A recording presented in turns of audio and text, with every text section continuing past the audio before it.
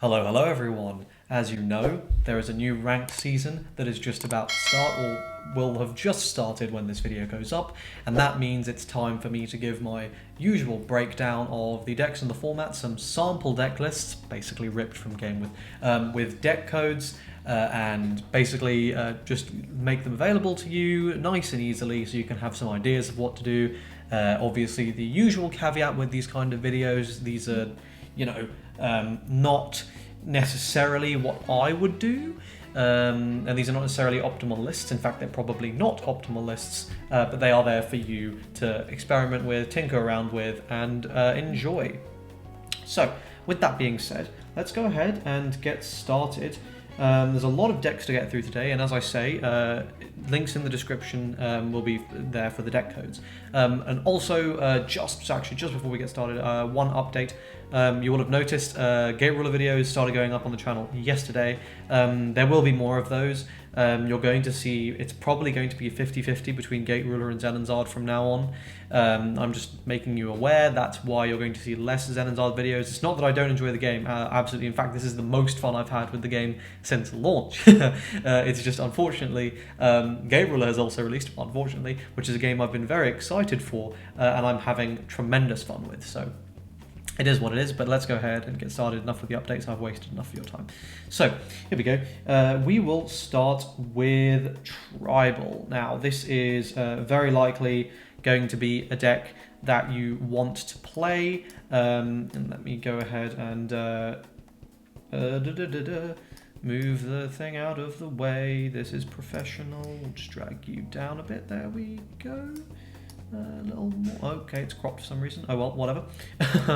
So yes, here we go. The basis of this deck is basically you shove your opponent's face in as fast as physically possible. If you played in the previous season, you will know just how annoying this deck can be. Is it good? Yes. In my opinion, one of, if not the best decks in the format. Absolutely worth taking, and this is actually a pretty solid list. There are some things I'd change, but not much. I think you could take this and have some good success. Worth saying, this is a CONCORD season, so really the defining factor is going to be, is your opponent garbage or are you garbage? The decks are to an extent less important. But yeah, so that is the first option, which is Tribal. Next up, we have got, if you want to load, we have got Soldier. So this is another deck that very popular last format, continues to be very popular. Lots of very strong tools in this deck. Siren Phoenix, Siren because you are boosting a lot, so this is going to help you ramp. Phoenix because you want some interaction on your opponent's turn, and it can be a little bit difficult to do that. Let me just move that up a little bit there so you can see the full list. This is again a pretty standard list. Nothing super spicy here. It's not fully max rarityed just yet. That will happen, don't worry.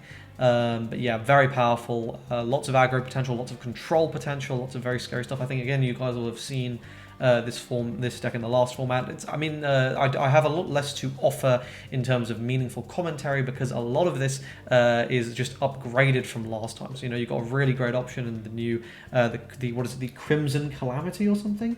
Yeah, the Crimson Calamity, very cool name. We're giving you swooping on your opponent's turn, and you've got this fantastic new spell counterattack, which is really powerful. So lots of great options, some more draw power in the form of Hydro Gunner. So yeah, overall just lots of solid improvements. Next we go to Artists, which is a deck that I believe I did underrate in my initial tier list. Even though I put it in tier 1, I think it should have been at the upper end of tier 1. This is fantastically strong. Let's go ahead and show you the forces there. Archiron Phoenix, unsurprisingly for anyone who's played this deck. This thing is really, really terrifying. If you kind of need to go really fast against them, otherwise they are, like, once they get their stuff set up, you're kind of done, because they will just remove your whole board and you will not be able to recover. They are able to cast so many spells in a turn, perform so much removal, and, you know, generate, you know, the 6-drop is terrifying because it generates them 2 tidal waves, which is like, okay, well, your turn's over, you're not, you know, unless you have an out to being targeted, you're screwed. And even if you do have an out to being targeted, they have blanket shoving back to base. So yeah, absolutely terrifying deck, highly recommended. Lots of very, very powerful tools here. Not massive upgrades, but the upgrades they got are really impactful, because now they don't really give a shit if you kill Phoenix. They especially don't give a shit because you kill their Phoenix, they can just search the base minion that will make them Phoenix, and they just don't care. So yeah, very, very, very powerful deck in Artists.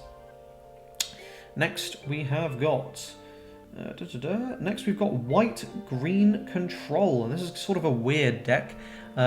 Basically, you want to be using, let me choose this. Yeah, so obviously the force is there, Sphinx and Phoenix. Sphinx is there basically to stop your opponent removing your stuff.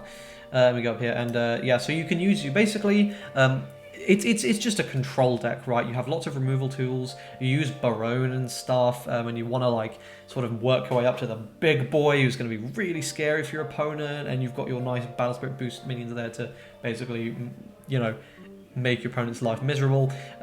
You've got, just basically, the goal of this deck is just chill, take it slow, build up your absolutely disgusting board over time and not let your opponent do stuff, is basically the goal of the deck, and it does it very, very well.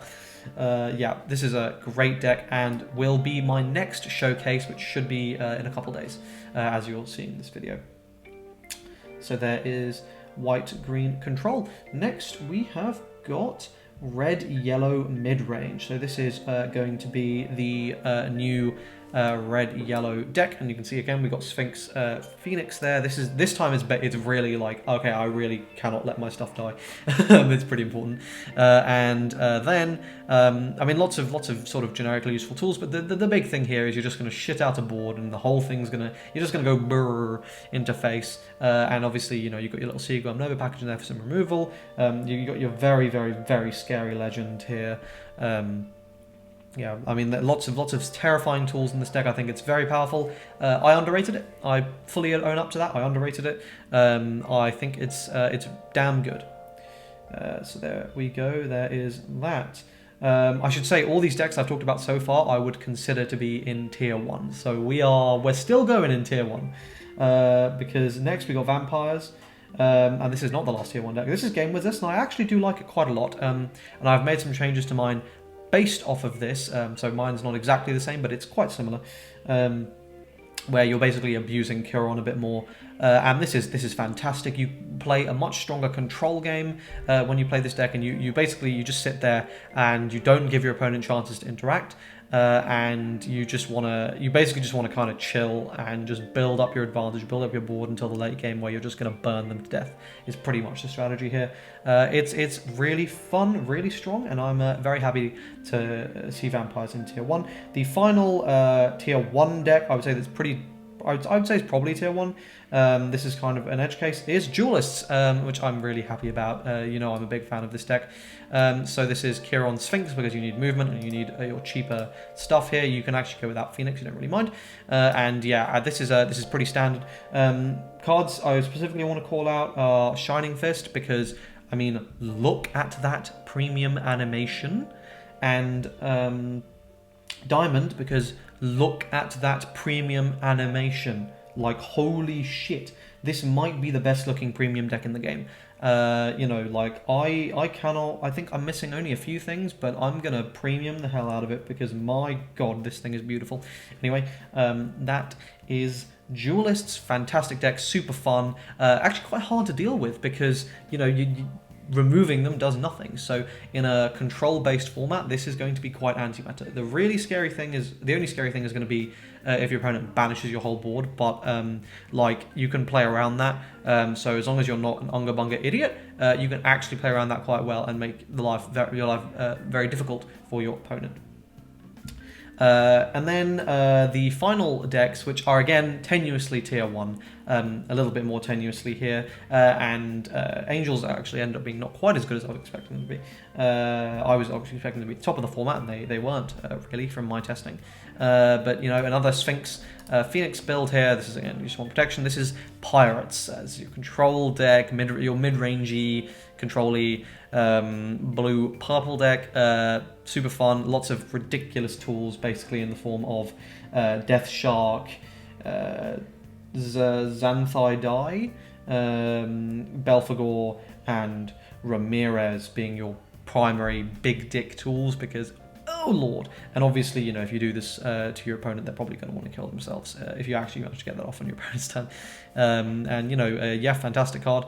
It's obviously going to be free as well. You can just use that with Ramirez. You can just yeet it back. You know, it's pretty good. Anyway, yeah, fun deck. I recommend it. It's fun. Not necessarily super powerful. Not bad. You can have some success with this, and if you're in the lower ranks, you'll definitely have some success with this. But yeah. The final deck I wanted to show you was obviously Angels, and I think this deck is tier 1, I just don't think it's as strong as I was expecting. So there is the list again, it's Sphinx, Phoenix is the thing I was looking for, and there you go. You guys know what Angel does. It's been around for ages now. So yeah, Angels. It does Angel things. It's really annoying, and that's it. That's your ranked primer, as it were. Please let me know what you're going to be playing in this Concord season. I'm legitimately very interested. Let me know how you're doing. And remember, you don't have to play all your games every single day, but do keep in mind there is a cap of 7. So if you're planning on hoarding everything until the very end, and you think you're going to have your 10 games saved up to the very end and suddenly snatch first place, you'll be sorely disappointed because you can only play 7 per game. Per day, just remember that. But anyway, I hope you guys enjoyed this video, found it useful. Remember, deck code's in the description if you enjoyed it, or if you appreciate that. Like the video, subscribe to the channel for more Zenonzard content, and obviously Gate Ruler content. If you're interested in Gate Ruler and physical TCG, please check out my How to Play video and How to Play on TTS video, and there should be a reveal video for some influencer cards going up very soon after this video, if not at the same time. And that's all the shilling, and I will see you guys in the next video. Cheers.